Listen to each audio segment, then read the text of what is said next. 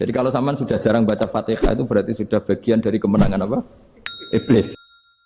Bismillahirrahmanirrahim. Saya beri ijazah tentang Al-Fatihah ya, karena ini surat yang populer.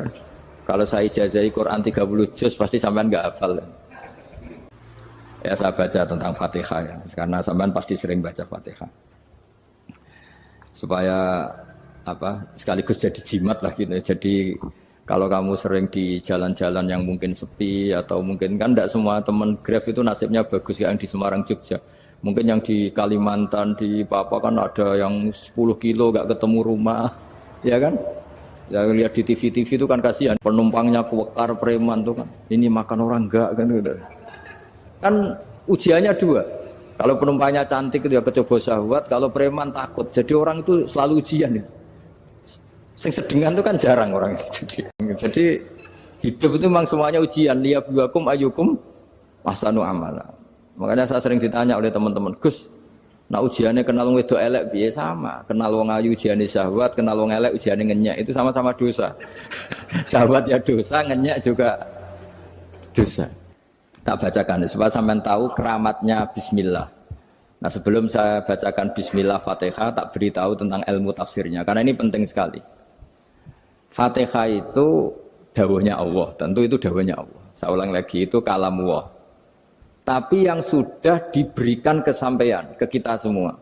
Sehingga seakan-akan itu menjadi dawuhnya kita ke Allah. Jangan salah loh ya, Fatihah itu dawuh Allah tapi sudah diberikan ke kita. Sehingga posisi kita itu yang punya itu. Nah, kenapa ini perlu dijelaskan? Karena nanti ada kalimat iyyaka na'budu wa iyyaka nasta'in. Kalau itu masih kalam Allah, berarti Allah ngomong ke kamu, ngendikan ke kamu, kepadamu aku menyembah. Masa Allah menyembah kamu? Nah, sehingga ilmu tafsir itu menyelesaikan itu dulu ya. Saya ulang lagi ya, sebelum sampean sering baca Fatihah, aku yakin ya sering baca. Tapi barokahnya ndak paham itu ndak pernah janggal. Enggak paham itu ya penting supaya ndak iskal, ndak janggal.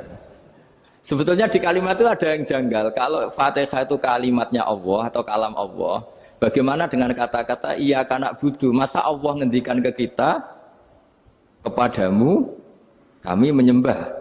Masa Allah menyembah kita? Maka penyelesaiannya secara ilmu tafsir gimana? Semua ulama mengatakan, bukan satu dua, semuanya mengatakan di Fatihah itu semuanya diberi kawalan kalimat. Saya ulang lagi ya, di Fatihah itu semuanya diberi awalan kalimat qulu, katakan wahai hambaku begini. Ya, katakan wahai hambaku begini. Nah, begini ini pelajaran dari Allah yang sudah diberikan ke kita. Terus kita mengatakan bismillahirrahmanirrahim, alhamdulillahirabbil, termasuk kita mengatakan iyyaka na'budu wa iyyaka nasta'in. Jangan bayangkan Allah ngendikan ke kita. Kalau Allah ngendikan kita berarti gini, hei wahyu ihdinas siratal mustaqim, tunjukkan saya jalan yang benar. Nah, nanti kamu terus, ya Allah, Anda aja minta tolong saya minta tolong siapa kan, jadi panjang kan. Ya, saya ulang lagi ya. Jadi itu di Ulumul Quran diterangkan gimana? Sebelum baca Fatihah, ya. Fatihah itu kalamullah, ngendikane Allah, tapi yang sudah diajarkan ke kita dan sudah milik kita. Sehingga kalimat itu menjadi milik kita. Tapi ya kalamullah, tetap kalamullah, tapi sudah menjadi milik kita. Sudah paham ya? Ya pinter nah. Ya, karena kalau tanpa penjelasan seperti ini, Anda akan iskal. Bagaimana Allah, iskal itu janggal, bagaimana Allah mengatakan iya karena butuh. Kan jadi aneh ya? Ya, jadi tak jelaskan secara ilmiah ya, jadi kata ulama-ulama tafsir, ayat-ayat Quran seperti ini sebetulnya dimulai dari qulu, apa? Meskipun enggak dilafatkan. Itu kan sama dengan qul huwallahu ahad Muhammad. Katakan kalau Tuhan itu satu. Ya namanya Quran itu kan kalam Allah, membina nabinya, membina umatnya. Makanya dikatakan atau enggak, di sini tersembunyi kata qulu, katakan.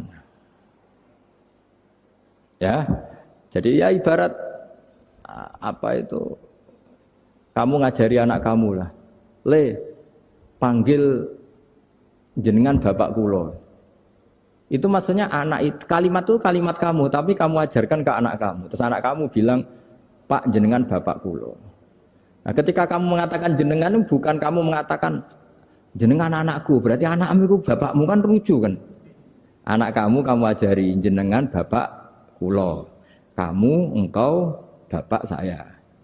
Terus anak kamu mengulang jenengan atau kamu bapak saya. Berarti itu kalimat yang kamu ajarkan, tapi sekarang sudah milik anak kamu.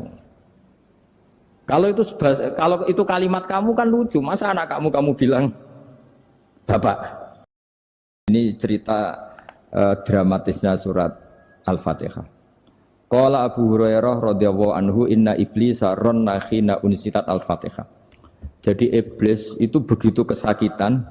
Ini kitab Abu Abul Farad karangannya Sayyid Muhammad Alawi, juga kutipan dari beberapa kitab. Yang jelas beliau sendiri juga ngutip dari beberapa riwayat di beberapa hadis. Halaman 123. Ketika Fatihah turun itu iblis kesakitan.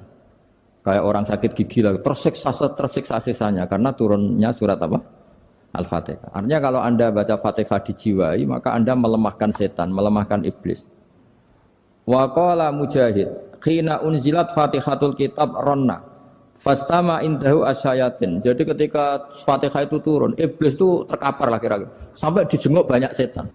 Ya, semoga kalian semua tidak kenal setan. Kalau kenal berarti teman, apa? Wa qalu misla dzalik. Wa qala lahum laisa mimma taquluna syai'un walakin unzilat suratun laisa ajru qailiha illa an harramahu alaihi nar jahannam. Saya ini bukan sakit fisik kata iblis. Kamu tidak usah jenguk saya, datangkan dokter terbaik, tidak usah. Saya ini tidak sakit fisik. Saya ini sakit karena ada surat yang diturunkan, yang pahala yang melafadzkan surat itu pasti selamat dari neraka. Padahal misi terbesar saya ini supaya manusia masuk neraka. Sekarang punya tamengnya. Jadi iblis itu cita-cita terbesarnya kan semua orang itu masuk neraka. Nah sekarang turun satu surat yang gara-gara surat itu siapapun yang baca dijamin selamat dari neraka. Jadi walakin unzilat suratun laisa ajru qailiha illa an harramahu alaihi nar jahannam. Karena jadi dia shock lah, kalau orang di Jawa itu bilang shock. Aduh, sial nasib saya ini umat nggak bisa saya goda lagi karena punya tamengnya tadi punya. Qad batala kaidukum wa makrukum. Rekayasa kalian sekarang itu tidak ada gunanya semua. Nah, ini alhamdulillah di Indonesia kelihatan kan banyak yang miskin, banyak yang susah. Tapi selagi mereka masih sholat, itu keinginan mencari halal itu masih tinggi. Kayak apa kita di tengah kota, jauh dari anak istri, jauh dari tetangga. Biasanya kalau orang jauh dari anak istri, tetangga kan sakar PDW. Tapi yang soleh masih banyak, sudah jauh dari keluarga tetap lurus. Loh, kalau yang dekat lurus kan wajar, konangan wong akeh kan. Ini sudah jauh masih lurus. Nah ini nggak lepas dari barokahnya surat apa? Surat Fatihah tadi. Lalu kita gimana? Dari para setan gitu. Lalu kita gimana? Terus kata iblis, sudah bikin mereka lupa sehingga tidak baca lagi. Selagi masih baca, kita pasti keok. Jadi kalau sampean sudah jarang baca Fatihah itu berarti sudah bagian dari kemenangan apa? Iblis. Jadi kalau sampean sudah jarang baca Fatihah itu berarti bagian dari kekalahan Anda, kemenangan iblis. Jadi saya mohon selama ini Anda sudah baca, tapi mungkin hanya rutin saja. Napa rutin? Saja. Jadi barokahnya ngaji ini kamu punya kekuatan atau punya semangat membaca karena ini surat yang luar biasa. Ibarat gini, kalau sampean tanya, saya juga sering mikir, masa Gus hanya surat kok punya kekuatan seperti itu? Di dunia ini kata Allah, mulai Nabi Adam sampai kiamat, nggak ada yang bisa menandingi kekuatan kalimah. Kalimah itu kata-kata. Nggak ada yang bisa menandingi kata-kata. Misalnya Anda nge-grab, berangkat istri cuek, berangkat cuek. Itu beda dengan ketika meskipun satu kalimat. Wes Pak, muga-muga dilindungi pangeran, mugi-mugi jenengan selamat.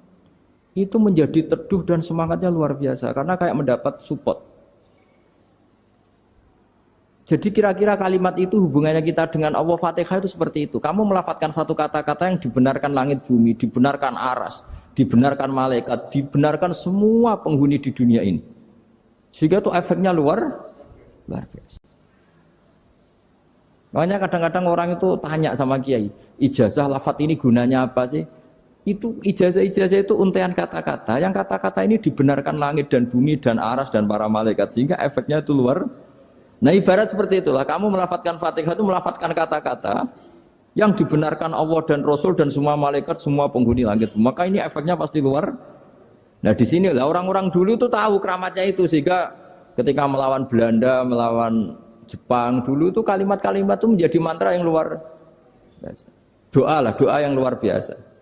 Tapi di era modern karena orang sudah tidak ngerti itu, dianggap itu mantra, jimat, khurafat, bid'ah, waduh ribet menemal. Sebetulnya tidak seperti itu. Memang kata-kata ini kekuatannya luar biasa. Sama kesakitan hati kamu juga karena itu. Ngojek wangilan. Lha Pak di bojo kok kowe gagahe tok kere. Wah, iku seling terus.